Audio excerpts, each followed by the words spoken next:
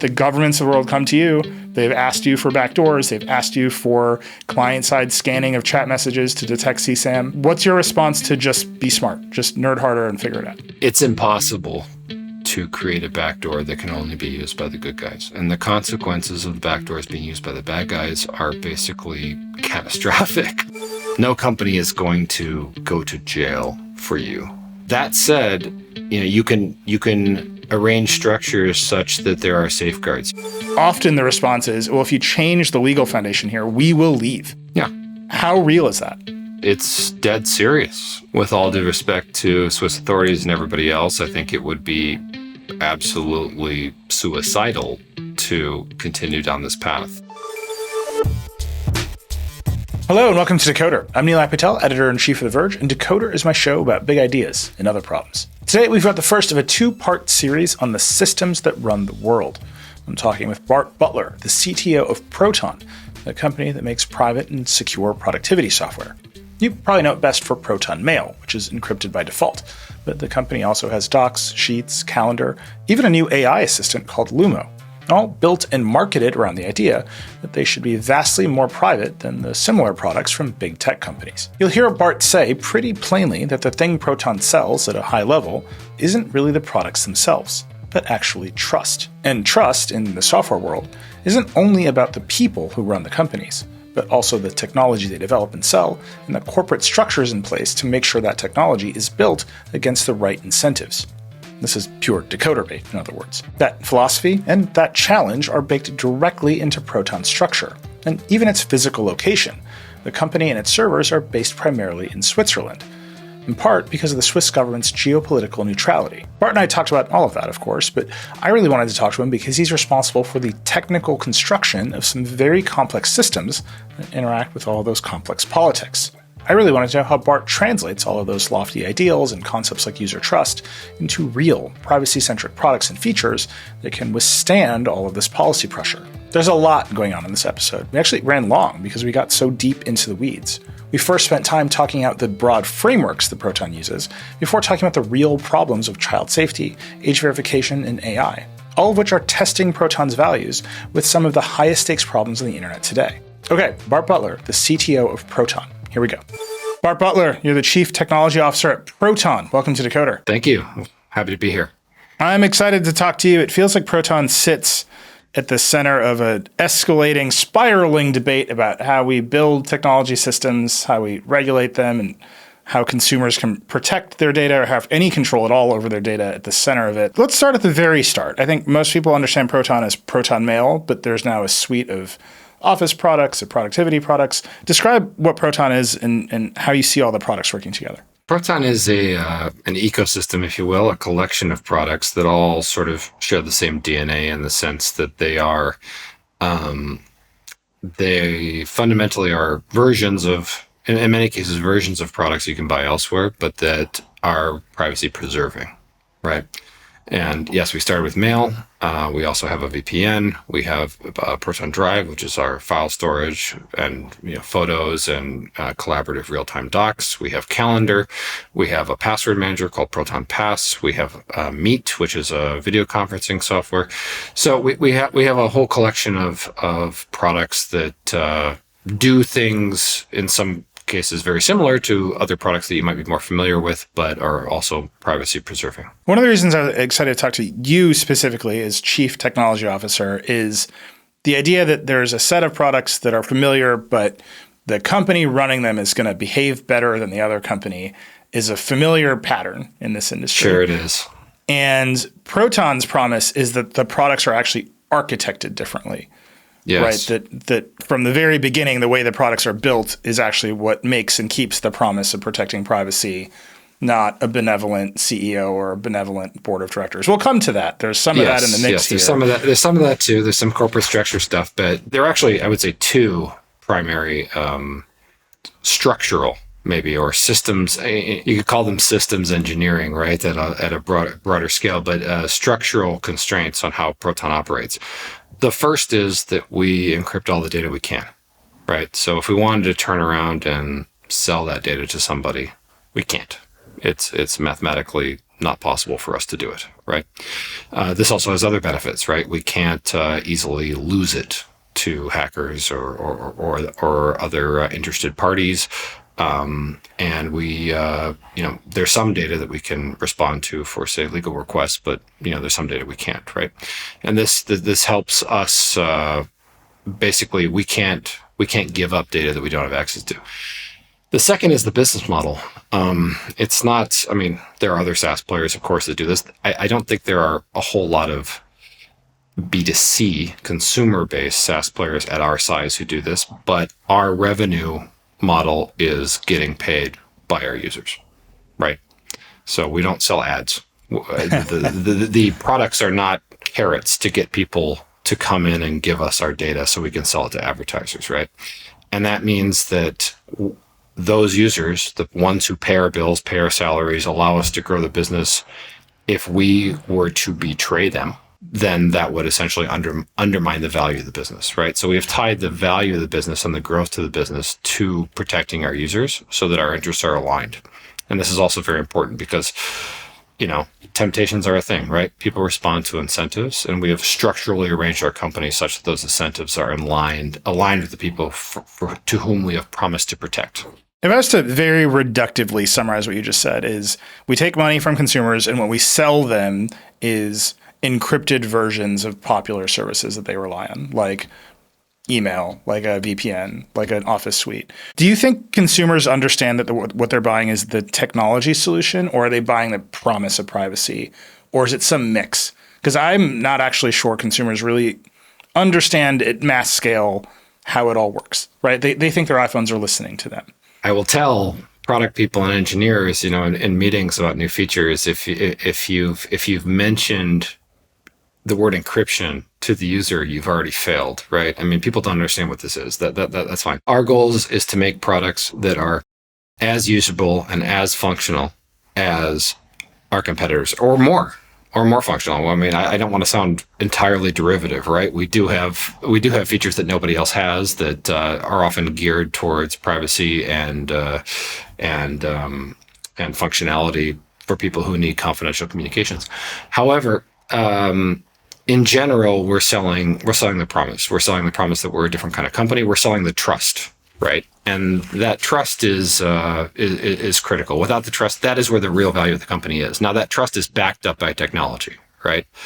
But we're selling the trust. The reason I'm pushing on it, and specifically I'm happy that you mentioned trust, is the big tech players will all make the same kinds of promises about your data being private. Facebook will happily tell you that they don't sell an ounce of your data. It's actually not in their interest to sell the data because the ad targeting that they do depends on the data being theirs and not anyone else's. We can get into this for days and days and days. I'm just curious where you see that trust being expressed, or where you feel like that trust is most communicated from Proton. Because if you ask me as a more technical person, I do look at the architecture of it's all encrypted, and probably mathematically it's impossible to get into. And sure, we'll come to how much metadata can be shared with authorities because there's some debate about that. But that's the piece that resonates for me, as opposed to I have to trust you or a board of directors. There are some other people who just look at the promises and take them at face value. Then there's some set of regulators that say, actually, we have a bunch of other interests in being able to see the data that goes on here. And we actually don't trust you to be a good player in the ecosystem. So when you think about trust, does it come down to the data is encrypted and that's the core promise we're making, and anything that breaks that breaks the whole product? Or is there some other dimension of trust that is important at Proton as you build the systems? So end-to-end encryption is obviously important. It's the gold standard and it's what we strive to. However, there are definitely features that, we privacy, at least to me personally, is about control, right? And there are some times where I want an integration with an external service or something like this, where I'm going to have to, my choices are no integration or my choices are breaking end-to-end encryption. And our goal is to make this, the user has an informed choice and control over who sees their data. So it's not the same as never share your data, never share your photos with anybody. But the point is, instead of sharing your photos with somebody like Facebook, who might be, monetize, is sharing your photos with grandma and grandpa, and only grandma and grandpa, right? So, so that's not to say that the encryption is everything. There's the fundamental engineering, which backs up the trust. Like people like you look at the architecture and say, okay, this is encrypted, this is important to me, and then you go tell somebody else, you say, I trust Proton because of this, this, and this. The other person, all they know is, hey, I know Nilay, I trust him, and he says Proton is good. There's a whole cohort much, much greater than the techie cohort. The techie cohort is our core, of course, and has been since the beginning. But there's a whole cohort of people who trust Proton because other people they know, and by know, I mean, it might just be people who they trust on Reddit, right? But other people they know say Proton is there. And we've all been getting object lessons in that, rules, bylaws, laws, other things are, can be worth something, but personnel really matters, right? Who enforces them really matters. So we have the technical layer, which is designed to constrain what we can do technically. And then we also have the legal, the corporate structure layer, which is it's defense in depth, right? All of these things are interlocking guarantees to our users that we are trustworthy. And ultimately, that's the most important thing about the business. I do want to come to the corporate structure. It is Decoder after all, but just one more turn on the product set itself. You started with Proton Mail. You've got the other suite of products, including now an AI assistant. You talked about the fact that the business model is the consumers pay you money directly for the products. Mm-hmm. Is Proton Mail still the core product that's making the most money? Are the other lines of business growing?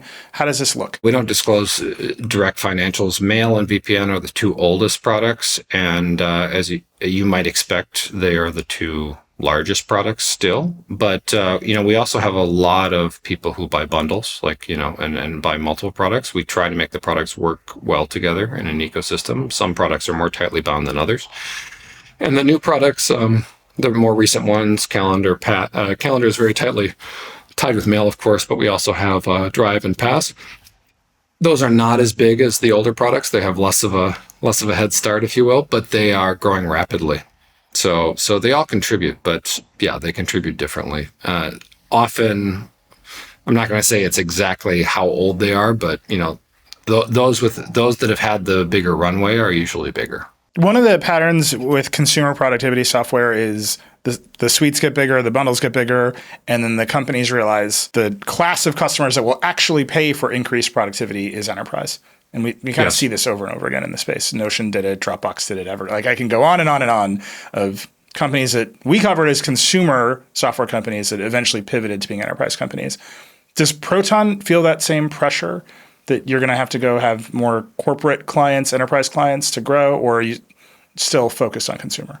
I think we definitely feel the pressure. There's, what is it? I don't know if it's apocryphal or not, but the old John Dillinger quote, why do I rob banks? Well, it's where the money is, right? There's a little bit of why do you go B2B? Well, it's where the people who have budgets and are willing to pay for this goes. I think we're definitely considering it. And we have even as a primarily consumer focused business, we have a lot of people small businesses in particular who use our products for business purposes, right? You just use the consumer. And we've also made forays into small business offerings and things like that. I think this is something that growth will probably demand. And I think there are a lot of businesses for whom things that we offer, confidentiality, non-US based European sovereignty type stuff in particular, and just our reputation that are very appealing to those businesses, right? That said, we have to do a balance, right? And today our business is B2C. We're not going to jettison the B2C business. I also think that having the B2C business being as strong as it is a competitive strength. There aren't, as you said, there are several that have transitioned to B2B, sort of from B2C. But at the same time, I think there are a lot more B2B players that start off B2B and stay there, right? And one of the things that we're looking at, communication between businesses and their customers is something that is certainly important, and certainly confidentiality is important there. And you see things like with WhatsApp's forays into, having businesses connect to people who have consumers who have WhatsApp.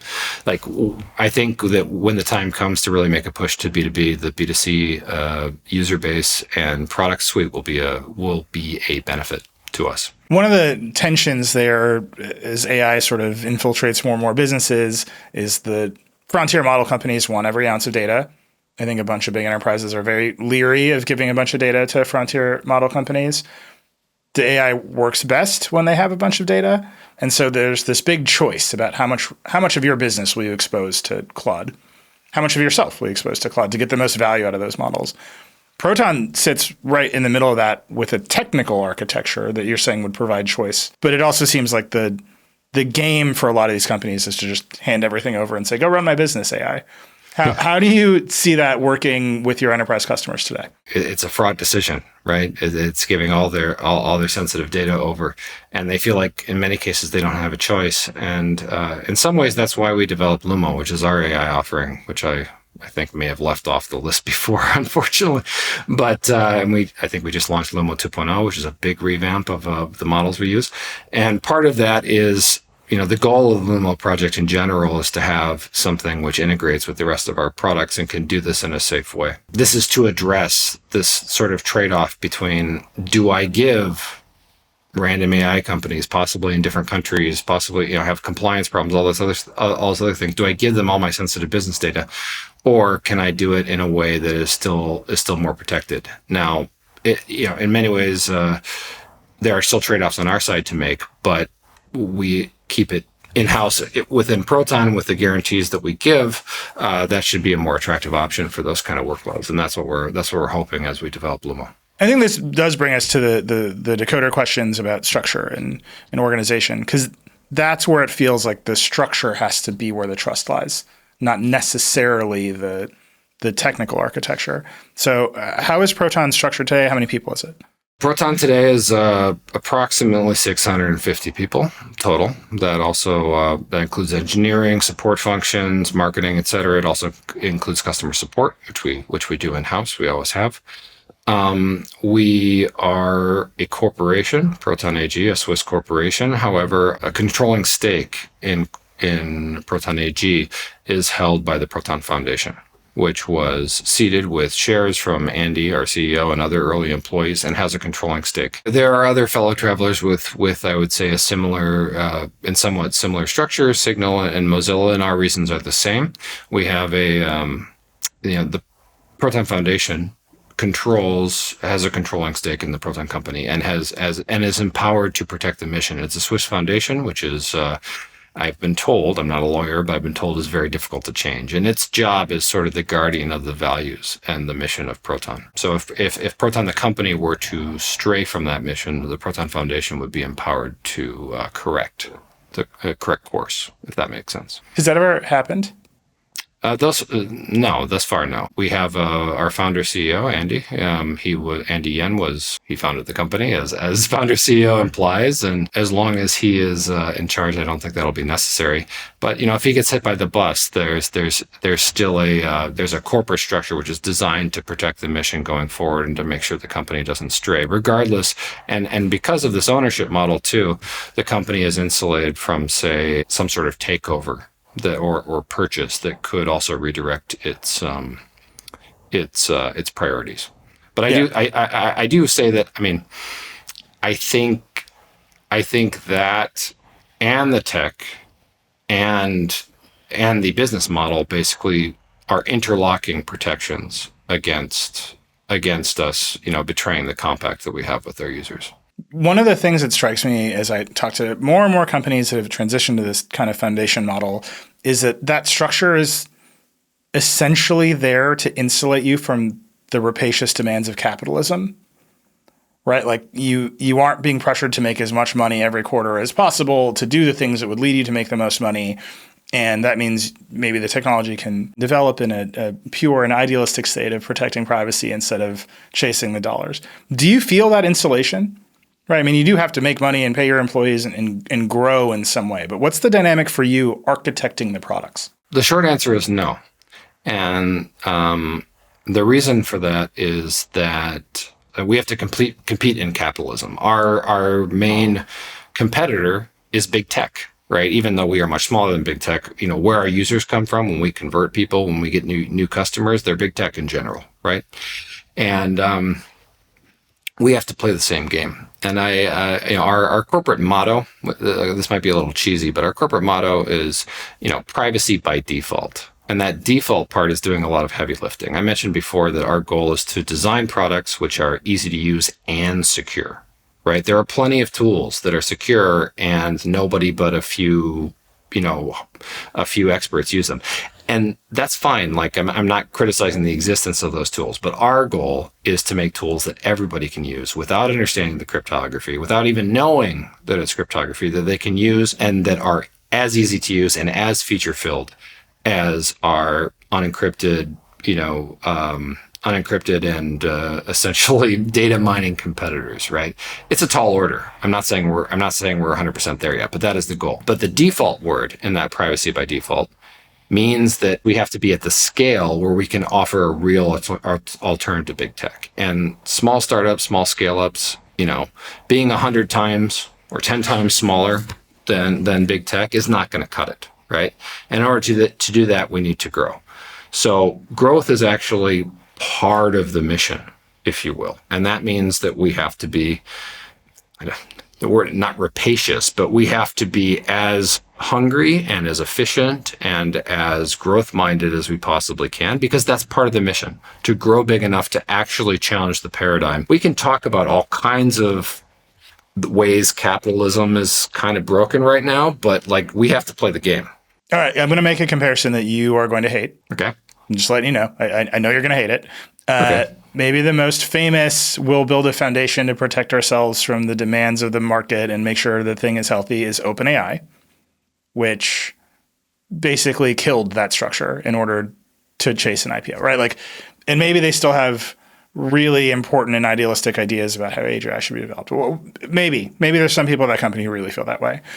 And it just didn't work, right? They needed to chase growth in very specific ways for whatever reasons that they felt. Maybe it was money. Maybe it was just in order to take on Google search the way that OpenAI felt like it wanted to take on Google search, they had to change the structure of the company. That obviously happened, right? It's one of the most apocalyptic foundation moments that has ever happened. This thing just exploded or imploded onto itself. When you look at that and then you look at, okay, we have to grow in order to be the default. We have to grow to be big, but we're making this promise that Google doesn't have to make or Microsoft doesn't have to make. Where is the tension in that? How does that express itself as you design the architecture of the products, which might preclude some opportunities? It's not, but what could also be our corporate motto is go big or go home, right? We don't set modest goals in that regard. But I think that there are a couple things that make it different. I mentioned before a lot of constraints, but one thing I didn't mention is we don't have VC investors. We don't have private equity investors.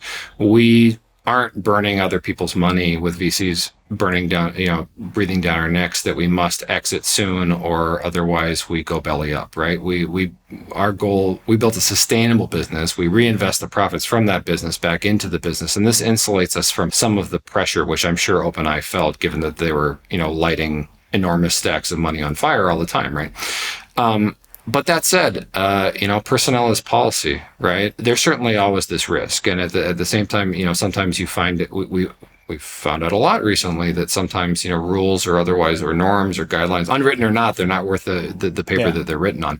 But that's also where the architecture comes in. We make choices about the tech stuff. And obviously I'm on the tech side of this business, but we have made choices. And some of that is for business competitive reasons, right? We want to sell products where we say, we can't access your data. We don't have access to the data. We can't lose it. We can't sell it. We can't do this. But that also constrains us from deciding one day to turn around and sell it because we have locked it in a box, right? And we can't access it. And therefore we can't turn around and say, you know what? Sorry guys, we changed our mind. We're actually gonna mine all this data and go, right? Now, is anything perfect?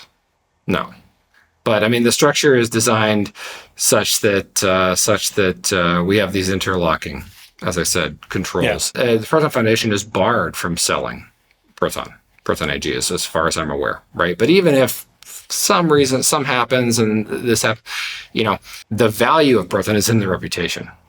And we said this, and this has been a sort of a deliberate choice. The value of Proton is in the trust that we have. If Google bought us, it would have no value because Google does not have the credibility to run Proton. Do you see what I mean? That's just the default of Google buying anything. I just want to be very clear about it. I know, they shut it down and then it's gone, right? The clock would start ticking that day. Yeah, I know. This has happened before. It'll happen again, I'm sure.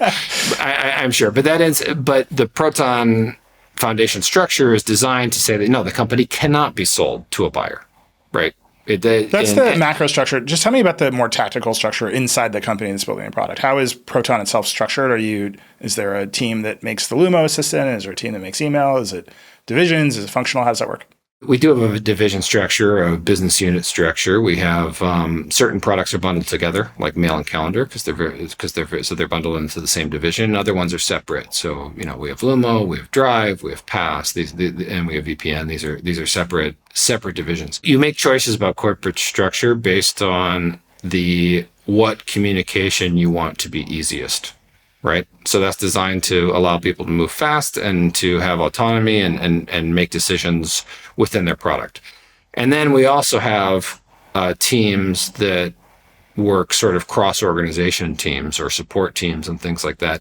And on that side, the trade-off of the business unit structure is we sometimes have to work harder. Right. It's a little bit like corralling cats, right? Where you have to make sure that, okay, I'm building this feature that touches all the products. I need to make sure that all the products are on board and they have it in their planning so that we can ship it correctly. So we've made a deliberate decision to sort of prioritize in-product communication. And then we have to work, and then we try to compensate for the shortcomings of that in our cross-product communication. And then as we transition to more and more ecosystem-based stuff, we may make different choices about the corporate structure to support that. It's the whole Conway's Law thing, right? You ship your org chart, but sometimes you want the best of both worlds, and this is where process comes along. It's not always sexy, but you find it super important as you scale organizations for sure. You might be the first Decoder guest to make the connection directly between the fact that I ask everyone how their company is structured and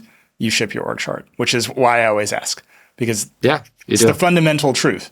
You do, and we struggle with that to some degree. We try to compensate for it, but you do ship your org chart, and therefore, if you want your products to look different, you should adjust your org chart to support that difference, right? I mean, ultimately.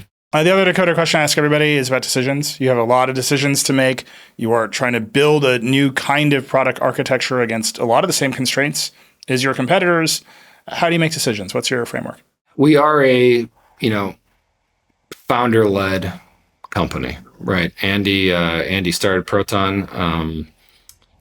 I was, I think, employee 6, I want to say, or something. That's a funny story in itself. You know how I met Andy? How's that? He was my grad student at CERN. I was a postdoc at Harvard, and he was my grad student. And then he comes and finds me in Silicon Valley after I left physics, and it's like, hey, you want to join my startup? You can be CEO. Or CTO, great. Rather. But yeah, so he's still heavily involved. He has a lot of input on product direction, strategy, and he's a visionary. Right. And I think he's responsible for a lot of Proton success. He's willing to take risks, this kind of stuff. And I obviously believe in his leadership. I wouldn't still be here after 11 years. That said, I think one thing that sometimes happens with visionaries is they need to surround themselves with people who will challenge them when they get maybe a little too far over their skis, or to also make sure that we have ideas from other places. One thing that we really try to make sure is that ideas are judged on their merits, not their origin necessarily, right? We have a senior leadership team whose job is to execute, but also bring new ideas and sell them and things like this. We try. I'm not going to say that we always that we're perfect in this. We have plenty of things that we can improve, but we try to push decision making down the orgs. The whole point of an organization is that you have it's a way to align lots of different people in the same direction, right? And the trick is always, how do you get alignment in the same general direction while still having autonomy so that you're not micromanaging everything. And I'm not saying we always get the balance right, but that's the goal here. And when, we do this sort of orientation when we hire new people into Proton, and one of the things we always say there is like, I want to hear, you're not used to our way of doing things yet. So I want you to look at our way of doing things. And if you've experienced at another employer, or you think this is either crazy or inefficient, I want you to tell us, right? And we're very clear. Yes, of course, we have a hierarchy, but it's, level, and part of this is our size, of course, but we very rarely have more than, say, 3 or 4 levels of management. We always say, look, if you need to ping me, you need to ping the CEO, you need to directly talk to people, just do it. It's another thing. And again, I'm speaking for myself, but I think this is sort of common throughout Proton, is that I tell people, I'm not promising or obligated to agree with you, but you're never going to regret telling me what you think. We have, and this is, I credit Andy with this, we have very little internal politics. Maybe this is something just because we're not very big yet, but we have very zero tolerance for, fiefdoms or internal politics. And that also makes things, there's very much a sense that we're all pointing in the same direction, and that it's not my division that I'm trying to grow. It's Proton in general. Some of that comes with, being a mission-driven company. I don't know if you've ever had this experience, but for those of you who haven't, I've had both, right? I was a physicist as part of the CERN collaboration a long time ago, and there you have, fundamental nature of the universe. I consider that kind of a mission-driven occupation. I also had a stint in Silicon Valley afterward, which was fun and interesting technical problems, but I wouldn't, I missed that, right? And with Proton, the mission is really, we have to be careful that it doesn't paper over organizational problems that we should really solve. Let's put it that way. But it really does make the job easier when everybody is sort of aligned in that regard. Early on in my career, I had no idea how to manage anyone. And I went to a bunch of people and asked them a bunch of questions. And one of the smartest mentors in all this told me very seriously, she sat me down and she's like, look, you don't hire people to make them like you.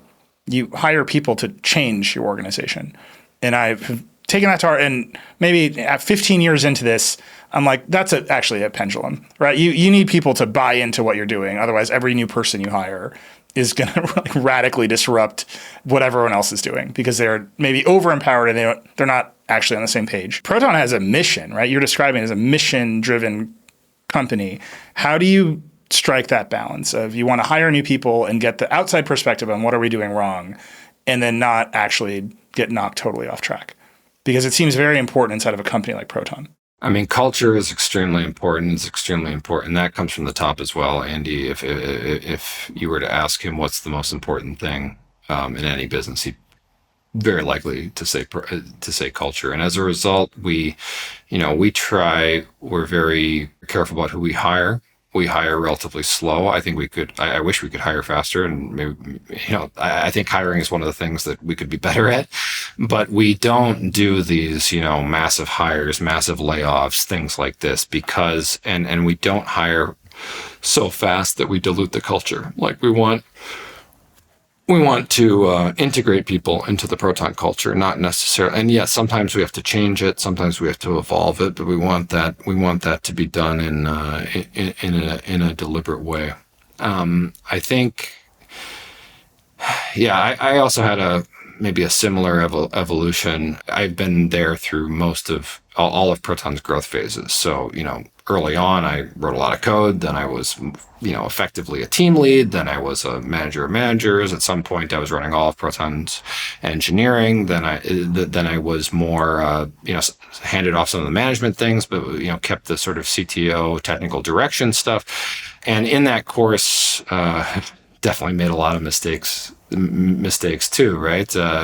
Early on, it was I had to, teach myself not to make other people like me, not to, maybe not micromanage, but not to just tell people what to do and have them execute it. And then I went through a phase later where I let people, people need to learn, people need to make their own mistakes, people need, I want to import people with expertise, so I'm not infallible. Let's do this. And that was probably too permissive, and it caused, we had some nothing catastrophic, but we had some expensive mistakes that I had a bad feeling about, but I let go through anyway because, That's the worst. Because I was trying to do this. And so I think, moderation doesn't tend to be the sexiest thing to sell, but it's a balance. You don't want to mandate how things are done, but you also want to make sure that you're there to stop people from doing like truly catastrophic or expensive decisions that you can see the brick wall in the distance, and you want to make sure that doesn't happen. It's not the most dramatic answer, but a lot of this is finding the right balance there, and it's a certain amount of moderation. The reason I spent so much time on the technical side, the corporate structure side, and the culture is because Proton faces a lot of pressure, and all of this, as you've described, is designed to resist that pressure, is designed to build products that can't be broken by that pressure in different ways. Let's just start with, the governments of the world, which are a lot of pressure and have found lots and lots of ways to get past the kinds of controls you put in place to protect user data. We'll just start with the splashiest one. In March, a report from 404 Media found that Proton handed over the payment data of an account called Stop Cop City, which is located in the United States. They handed that data to the Swiss authorities, who then gave that data to the FBI, and that led to their identification. This is metadata. I don't think it's actually the data, the contents of the emails. Proton's argument is, look, we never actually gave anything to the FBI. We just complied with a legal request from the Swiss government. Let's start at the very basics. What is the Swiss government legally allowed to request from you? And does the fact that they can just serve as a proxy for the United States government undermine any of this trust or put any novel kind of pressure on your structures? Any company, anywhere, is going to have a jurisdiction and be subject to jurisdiction. There is no company or an individual which is above the law, right? And nobody, no company is going to go to jail for you, right? That said, you can arrange structures such that there are safeguards here. And our safeguard, for instance, is that we are a Swiss company, and we've actually been asked repeatedly, hey, can you just respond to requests from friendly government agencies? And we have repeatedly said no, because it can't be our job to decide what is legitimate and what is not. That is not something that we can take on, right? So what we do is we engineer our products to have, within constraints like making a product that people want to use and can use and do the job, right? But we engineer our products to be as private as possible. And the Swiss government, and we are subject to Swiss jurisdiction. Mutual legal assistance treaty requests, MLAT requests, come in from governments. The Swiss authorities decide what is legitimate, what is not. We have no stake in that, and then they issue an order, and we comply with those orders. And that's the way it has to be. And we very deliberately chose our jurisdiction in a way that the Swiss are famously neutral, and they also have a certain. Look, every government is made up of humans, but they have a reputation for being reasonable people. And as a result, and that system has worked pretty well. In general, there are countries that are less trustworthy than others. And those requests, we don't have a lot of visibility into where the requests are coming from, but those requests we have on good authority are usually not honored. Whereas, people's opinions may vary these days, but the FBI requests, they tend to be given a certain presumption, but they're still a presumption of legitimacy, but they're still evaluated by the Swiss authorities. And then what we do is we comply. We have no discretion here, and this would be the case for any company. But we have arranged the system such that we think it is one of the safest that can be constructed, and stay legal. So let me just ask you about that, because you are a systems person. You're describing a system. The failure point in that system, as you're describing to me, is the Swiss government is going to make a bunch of decisions about what you have to comply with. In the United States government, in this case specifically, I think has realized if they just say that everything is terrorism, the mechanisms for data sharing, sort of the floodgates open. Right. So in this case, this is an account called Stop Cop City. They said this is terrorism. Here in the United States, whether or not the government's claims of everything being terrorism are legitimate or not, I think are wide open for debate. Sure. It feels like they found what you would describe as an attack vector on the Swiss government's mechanisms, where if you say these magic words, the Swiss government will come to you and start asking for metadata. Does that feel appropriate? Does that feel survivable? I think a lot of this stuff, it's at some point, it's going to be up to people, right? We've done the best we can, and I don't think, it's never going. People are going to have different opinions about which requests are legitimate or not. But we've done the best we can in saying that, okay, the Swiss authorities will decide. We will comply with whatever they say because we are a Swiss jurisdiction. In the meantime, we do and can and arrange our. And this, of course, there are laws that govern this, but we do whatever we can to minimize the amount of data that we can give, right? I mean, payment data is sort of, we can't encrypt it. That we use payment processors, like they can get it from lots of different sources. So if you have a credit card attached and there's a legal request coming in, there's not a whole lot we can do, right? You mentioned systems, because I think this is important. What's important to me, and I realize this, I don't want this to sound callous for like the specific, a specific hypothetical abusive case, right? That might have not been, mistakes can be made, of course. But I want a system like the system we have, which is that if the government has some sort of reasonable cause and can convince people in a defined process to give data, yeah, the data should probably be given. What I really worry about is that we often live in a world where the government can instead ask, give me all your data, and I'm going to look for problems. I'm going to look for a crime, right? The word wiretap comes from a time where they had to literally go to your house and tap the wire. And I don't think it was really thought of at the time, but the actual physical act of having to do this had a barrier to the fact that you couldn't surveil everybody at once, right? It was simply logistically impossible. We live in a world today where you can surveil everybody. So we want to build services and systems where this is impossible, right? Where the default should be privacy, as I said, privacy by default. And yes, we are also responsive to legitimate law enforcement requests, however you define legitimate. And that legitimate question will always be a matter of process, which we, of course, are only one player in this process. But I think there's legitimacy and there's like a market dynamic here. So the Swiss government has applied a lot of pressure to Proton in the last few years. They wanted you to basically have an unencrypted VPN and be able to decrypt user data that was traveling over your VPN. I believe Proton threatened to leave Switzerland over this, and then you announced that you were going to build a more distributed infrastructure and place some of that infrastructure in Germany and Norway. We're going to come to chat control. At some point, the EU is going to. Yesterday, I think they passed a version of this law, and Proton's response was, "We'll just leave the EU. Like we're going to take ourselves out of this legal jurisdiction." I want to talk about that stuff in detail, but just in the sort of broader context that you're talking about right now, you're picking, right? You're picking a foundation, and often the response is, well, if you change the legal foundation here, we will leave. Yeah. How real is that?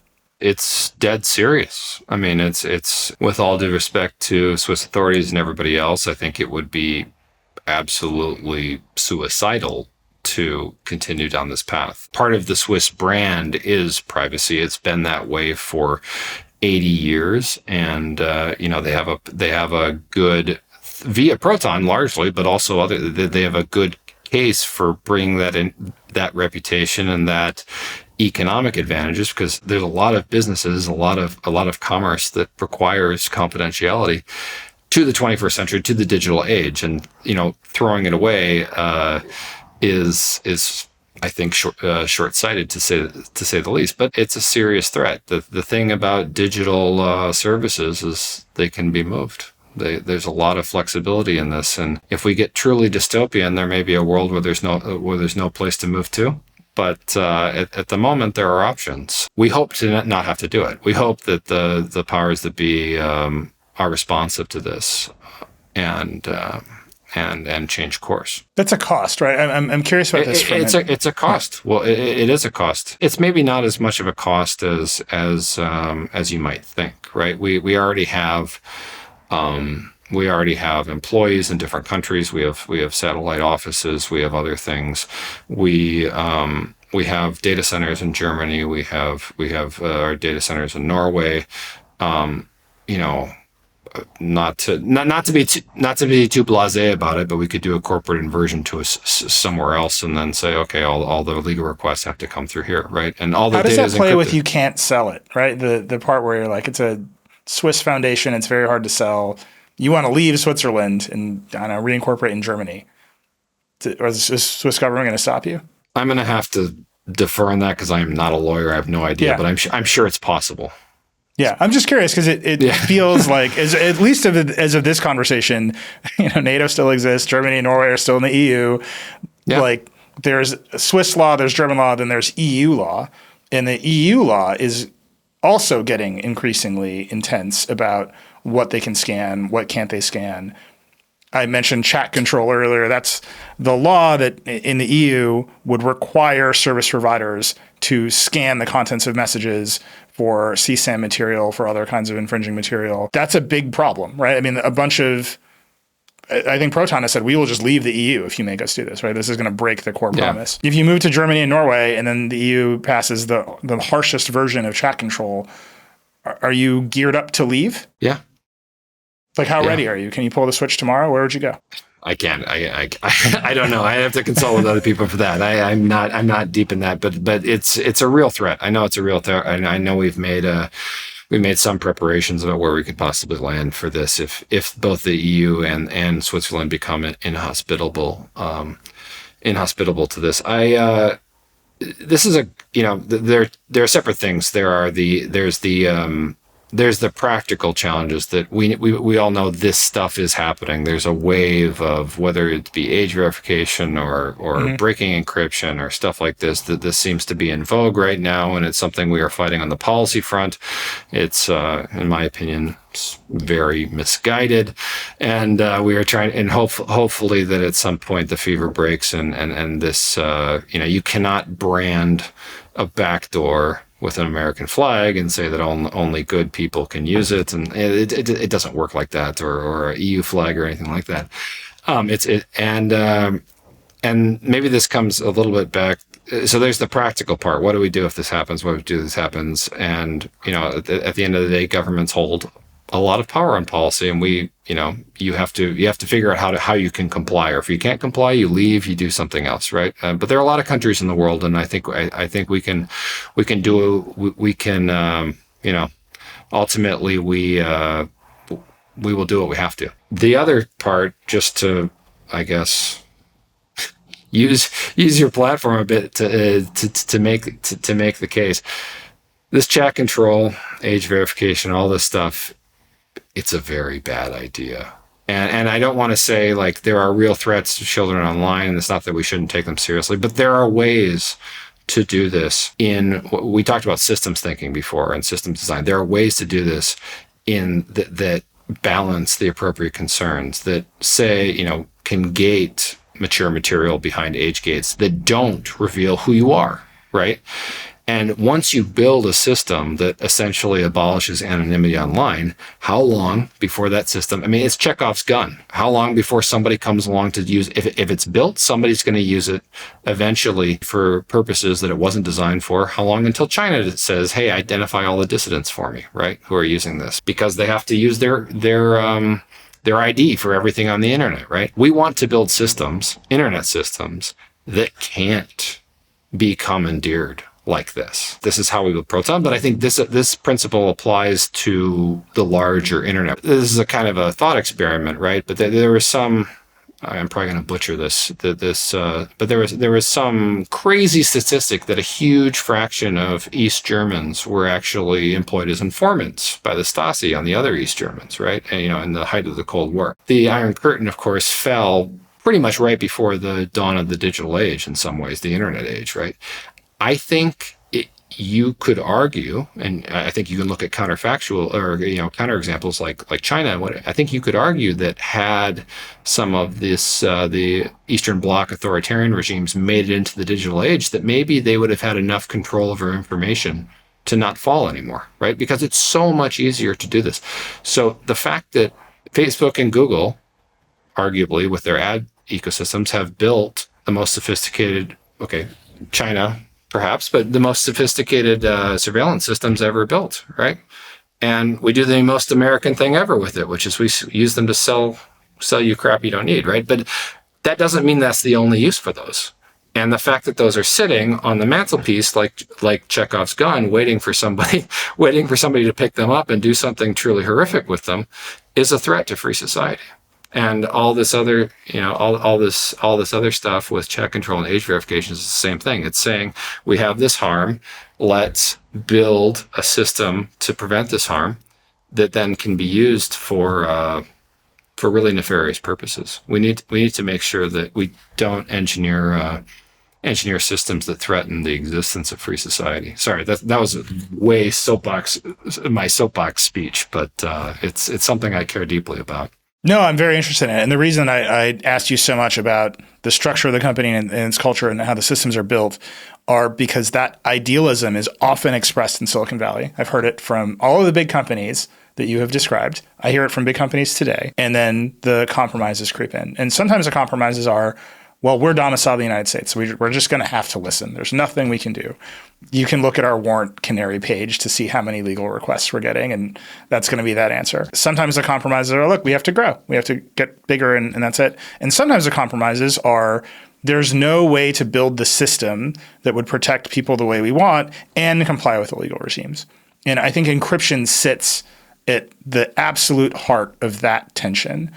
I'll give the example of Apple because I think probably everyone is familiar with Apple. Apple routinely resists these calls for a backdoor, right? Yeah. And they're big enough to do it in the ways that they can do it. And then the iPhone gets 0 date anyway. It kind of doesn't matter. And like that cycle repeats in a way that it repeats. But if you talk to the folks at Apple, they're like, look, the regulators come to us and they're like, just be smart. Just do some smart stuff, smart guys, and find a way to do a backdoor that will preserve privacy. And Apple's response is, you cannot. We cannot nerd hard enough to solve this problem for you. I think there's some willful ignorance on the part of the regulators. I think the regulators know this. And then I think there's a mass of activists who want to protect children who maybe they do understand it, maybe they don't understand it. But what they certainly understand at a visceral level is the kids are being harmed, right? And all of the other systems that everyone claims can ameliorate the problems or mitigate the risk to encryption do not actually exist, such that the kids are not being harmed at the rate they're being harmed today. You sit in the middle of this, right? The governments of the world come to you. They've asked you for backdoors. They've asked you for client-side scanning of chat messages to detect CSAM. What's your response to just be smart, just nerd harder and figure it out? It's impossible to create a backdoor that can only be used by the good guys. And the consequences of the backdoors being used by the bad guys are basically catastrophic, right? You mentioned there are still harms being perpetrated, at these rates, and that like at massive scale. I do think it's important to say that clearly. The harm is being perpetrated at massive scale. The concerns are legitimate, right? But we tolerate a lot of harms we tolerate, ingesting things that aren't good for you if you're an adult, right? And there've been, this is maybe US centric, but there've been several, I don't know if it's still precedent for the way things are going, but there have been several court precedents that have basically said that, and I think this actually has to do with scanning or otherwise, that have said that, okay, these must be compatible and balanced against restricting the freedom of adults to essentially be, you can make society very, very, very secure by taking away all freedom whatsoever. Right, you can do that. This is a trade-off of what we want to make, but I don't think people fully internalize the fact that too much security is maybe a world that they don't want to live in as well, right? Because it really, I think it was Ben Franklin, again, not to be too American, but I will, people who would trade in freedom for security deserve neither. I'm paraphrasing. I am American. I live in Europe now, but I am American originally. But there are a lot of people who really beat the drum of freedom in the U.S., but are willing to essentially give away all privacy. And I think, privacy and freedom are inextricably connected. You cannot be free without privacy. right? So I think there's a trade-off to be made here, and we can discuss what the trade-off is, but the trade-off should not be that we make the entire system transparent to whoever wants to look. Because there are some really bad people who want to look. And even if you think that the government will never be that bad person, which, okay, seems naive, but even if you think that's the case, there's all kinds of cyber criminals and everywhere else. And those backdoors or vulnerabilities, I guess vulnerabilities are more easily because backdoors, but those vulnerabilities that have been found or introduced in cryptographic have a long history of being exploited by bad actors, right? I mean, the history that this is clear. It's impossible to have a backdoor that can't be exploited by except for the people who it's intended for. So I think there are other ways to do this. I think we Can you describe those other ways? I think maybe this is missing from the conversation, right? If there's other technical solutions to mitigate the harm, what would they look like? A lot of it would be getting in the weeds about how Go ahead. That's what the show is for. About how to do things. But for instance, there's such a thing as zero knowledge proofs, right? Which basically involve the ability to prove that I am over 18 without actually giving you any other information about it. There's actually multiple ways to do that, some of which don't involve zero knowledge proofs, but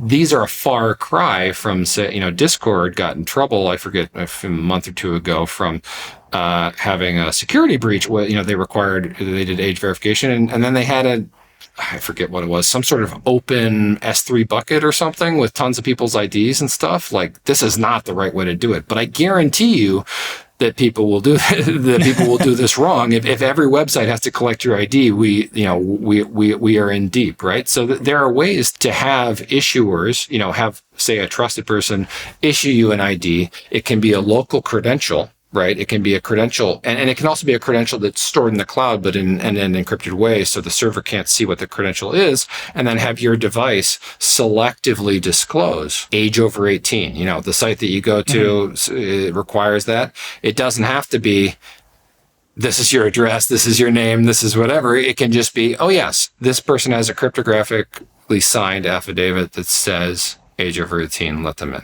That's a technical solution to a regulatory demand, right? Do you think that the technical solution has to be written into the regulation, or there has to be some regime of this is how to do it the right way?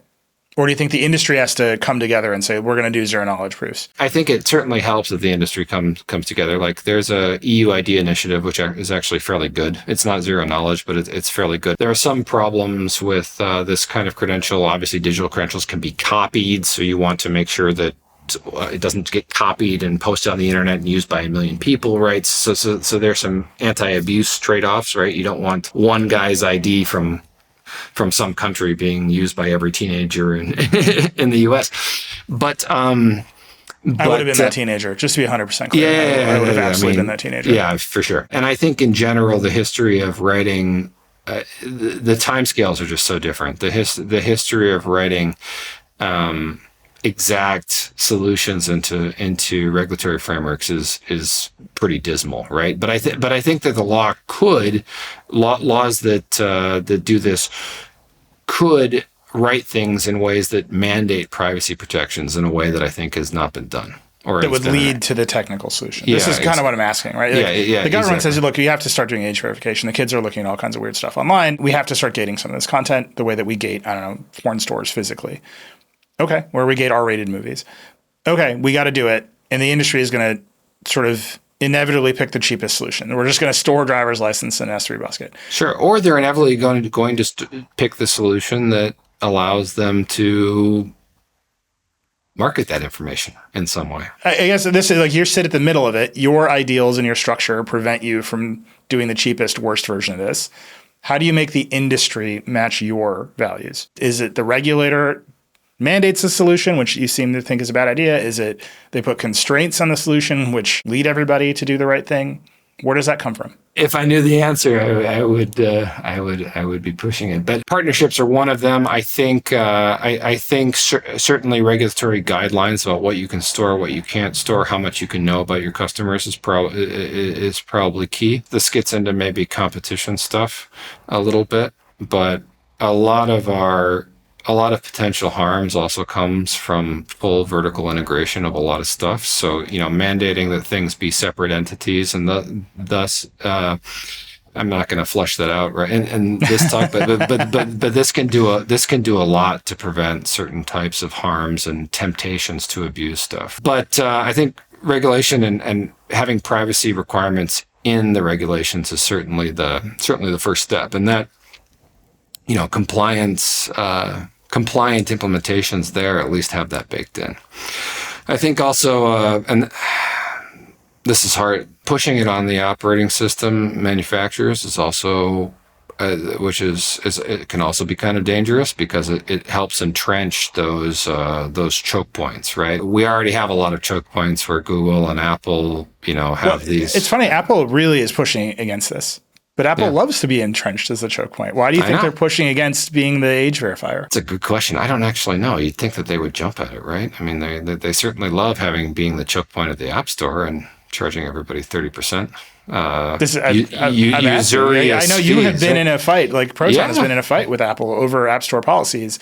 This seems like one where their interest would be obvious to say, actually, we will maintain control. This 30%, like stop bothering us about the 30% regulators because we will provide you age verification. They might view it as simply a no-win game in the sense that you can KYC, know your customer, as hard as you want, but there's going to be some that slip through and then you're responsible. So maybe they just want a third party to do it so that's not their problem, right? I don't know. That might be the whole answer. Let me ask you, we talked about age verification. I'm not sure there's like an answer, right, that will solve every problem, but you've laid out some technical approaches that will at least balance the harms. When I said that harm is happening at massive scale, what I meant was CSAM, right? What I meant is child sexual abuse material. That is happening at massive scale over the internet. We all know it. There's lots and lots of ways to mitigate it. And then there's just platforms we can't see into where it's going to happen anyway. Proton is one of them. iMessage is actually another. If you fully encrypt iMessage, Apple gets a lot of criticism for that. Their response is the same as Proton's. Like, there's no way to do this. We simply cannot give you a way to do this that does not create the backdoors for all the other bad actors you want. We're not going to do it. What are the solutions to mitigating the harms of CSAM without creating the backdoors? Because I feel like that is also missing from this conversation, especially when I talk to the activists who are laser focused on the scale of the harm. I can't describe exactly what Proton does because anti-abuse is one of the things where security through obscurity really does actually help, right? It helps that the bad actors don't know what we do. But I can say that you can fight CSAM without content scanning. Like, it is possible, and a lot of that is anyway. I probably shouldn't say it, but you can fight CSAM. I'm not saying it's the same as, it's not as effective as scanning everything, but also in the age of AI image generation, who knows what's real or not? Not that AI generated CSAM is good, but the point is, like, you don't know if there's a real victim, is there not, etc. So I think there are alternative things to scanning every image that you can do to fight CSAM, and we've done this for years. And it's hard to know how effective we've been at it because we don't really know what the denominator is. But we have been, I think, at least in terms of networks that we've identified, like we've identified some and we've shut them down, and we've mitigated this. We have a strong interest in keeping bad actors of all kinds off the platform. The mission's not going to be served if it's this is a platform for criminals, and as a result, it's not. We put nearly 10% of total company resources to fight abuse. We are dead serious about making abuse as little as possible on the platform. So it can be done. It's a cost center and one that we eat, right? It doesn't make us any money, but it can be done. I think the other thing is, the digital sphere isn't the only place where these crimes are committed, right? And, there's the physical sphere too. There's the actual victims. There's the actual people harmed by this. And I think, everybody wants their job to be easier. Cops are not accepted from this, right? So they would love to scan everything on the internet. And I don't actually blame them for this request, because it would make their jobs much easier. And they really do want to reduce harm. However, I think we need to make a trade-off between that and the harm, the threat that is to free society as well. So I think that there's probably more that can be done in the sort of physical space as well to fight these kind of abuse with resourcing and whatnot. But I will say, I'll repeat, content scanning is not the only way to do this. And there's also some content scanning that can be done without violating. And it can be client side, it can be other things, it can be done in secret in ways. This is very fraught too, but there are things that can be done to do this that don't violate privacy at a massive scale, which is a price that I think is simply too high. You're saying there's a system you can't quite describe that is effective at stopping the harms of CSAM at scale. Is that verifiable from some of the people that wish to impose the regulations? Is it auditable? Security through obscurity has these problems, right? We have to trust you. A lot of this conversation has come back to how much we can trust Proton structurally, personally. Yeah, the problem is I don't know what the denominator is. I don't know if we found 50% of them. I don't know if we found 10% of them. I don't know if we found 1% of them, because all I know is the stuff we found. And even then, it's a probabilistic, we don't see the images, right? Sometimes we have a better clue, but I won't say how. But but we don't see the images in any case. We are not legally capable of doing that, and God knows we don't want to subject our employees to that anyway. But no, we don't know what the denominator is, so I don't know how effective it is. I do know that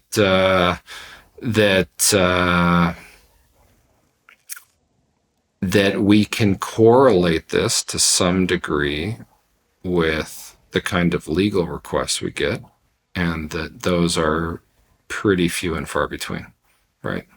I would think that if this were a massive problem on the platform, that we would get a lot more legal requests for metadata regarding this. That is our proxy, not for CSAM in particular, because we often don't know where the requests come, but in general, one of our proxies is, okay, how many legal requests are we getting for data, as opposed to, how much, how good we are at anti-abuse, right? If legal requests go through the roof, which they haven't, then obviously we have a big problem with anti-abuse, and that has not been the case. So I know that's kind of a wishy-washy answer, but the data is private. We can't read it. That's our entire thing. We also have a reporting system, of course. People make mistakes like any other. So if they share an image, which is this can be reported, that can go. So there are lots of mechanisms. Again, I'm sort of tiptoeing around saying any details because I don't want this stuff to not become effective. But we do a good job, I think, relative to external indicators that we can see. And I'll give you an example where it's not CSAM, but it's a similar thing. Okay. We used to get a lot of requests, relatively speaking, a lot of requests for ransomware accounts.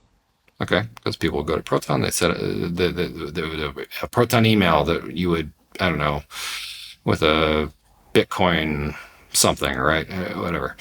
We got, and we would get this in the legal requests, right? We'd get this and we'd be able to look at that and say, oh, that's definitely a ransomware account for various reasons, right?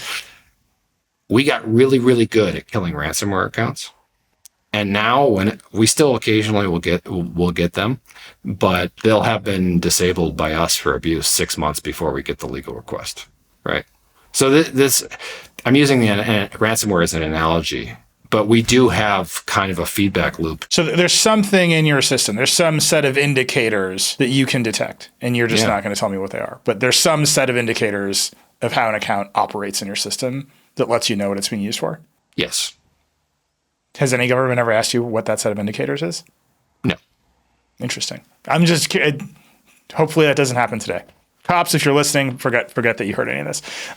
We're running out of time here. I do want to quickly at the end ask about AI, because we talked about systems and dynamics that I think are pretty familiar. Like I came up on Usenet and Slashdot, and I probably heard that quote about liberty and security 10,000 times. Like that is the foundation of my life on the internet, right? Is like this debate from, I don't know, the 80s and 90s up until now is the same debate. And maybe AI is going to like flip over the whole apple cart, right? We can now do cybersecurity at scale in ways that governments are stepping in and stopping the models from shipping, whether or not that is correct or not. That is the thing that is actually happening in the world. We can generate vast amounts of synthetic data that might trip all your detection systems, whether or not any harms are actually downstream of that data. You've shipped an AI assistant because a bunch of countries do not want to rely on American model companies. And having data sovereignty in Europe is important to them. That seems like a market opportunity for you. What is your approach to all of this? Are you reliant on the frontier companies? Are you building your own model? How do you protect your data from them? All of this at the very end feels like it upsets in significant ways the structures and the systems we've been describing up until now. I don't think it's had as much of a dramatic effect on the topics that we've discussed. We have Lumo, our own internal, which is run on, we control the systems that it's running on. And this is our, we want to be independent of third-party models and things like that. Is that actually a model you've trained, or is that reliant? No, it's open source models that we've compiled. And it's a collection of open source models that we sort of stitch together based on their strengths and weaknesses. But yeah, we don't have $1 billion to set on fire to train our own models. So, and this is actually why we might be one of the few AI companies that actually makes money doing AI, because we don't do any training, right? We just sell the we sell the inference. I mean, not that there's not a lot of work involved in doing in building Lumo, but yeah, we don't train our own models. I guess there are two different sides. There's the how is AI going to affect the industry in general, and maybe how it's affected us and how we use it. So for a lot of our stuff, in particular the client side stuff, is open source, right? So and the client side stuff is not user secrets either. So we've tried models from Anthropic and ChatGPT. We've also tried Lumo and OpenAI, because a lot of it's public anyway, and it's not user secrets, right? So we're going to use the best tool to make us go as quickly as possible. And it has changed software engineering probably permanently, right? Yeah. A lot of in terms of the amount of time spent on actually writing code versus the other things, but maybe not so fundamentally. I mean, people talk about this SaaSpocalypse thing, that every company is going to be writing their own enterprise software, and I just don't buy it. There's a very big difference between being able to cook up, your own custom purchase order software or ERP or whatever, and that works for your small business, maybe sort of, and the kind of things that, whether it's compliance, whether it's scaling, whether it's reliability, all these things which enterprises need. I just cannot see every company building, software is dead, we're not going to have vendors to do this that can promise us things that we need, right? The other thing about this is, to me, if anything, it's shifted what is valued in software engineering towards more senior level skills, perhaps, right? But it's not fundamentally changed what good software is or how to architect good software, whatever. If anything, things like reviewing other people's code. Well, today you're reviewing other people's code and you're reviewing a robot's code, but it's kind of the same skill, right? I mean, so what maybe the balance before was a little more towards, okay, can you write code very quickly, accurately with, this kind of thing, where now it's like, okay, it's more towards, can you review code very quickly? But which is maybe a more senior level skill, but it's still part of the software engineer toolkit, designing good software. What good software means, what good software looks like. One thing that we found, I think, is that LLMs work a lot better when your code is well architected. Like if your code is well designed, the LLM will actually work better. If your code is a spaghetti mess, the LLM will not work as well, because they're logic engines, right? There's more chances for them to get confused. So a lot of the fundamentals of building software, yes, the industry has changed, but a lot of the fundamentals of building software are different. The other thing we found is that, the time you spend writing code has gone down. Yep. Now there are other bottlenecks in your pipeline that you have to do. Now maybe your CI takes too long. Now maybe your other things take too long, right? So it changes maybe what kinds of things you need to optimize. But at the end of the day, for most senior software engineers, the amount of time that they actually spent writing code was frankly not the either the hardest part of their job or what they spent most of their time on, right? Software is probably the most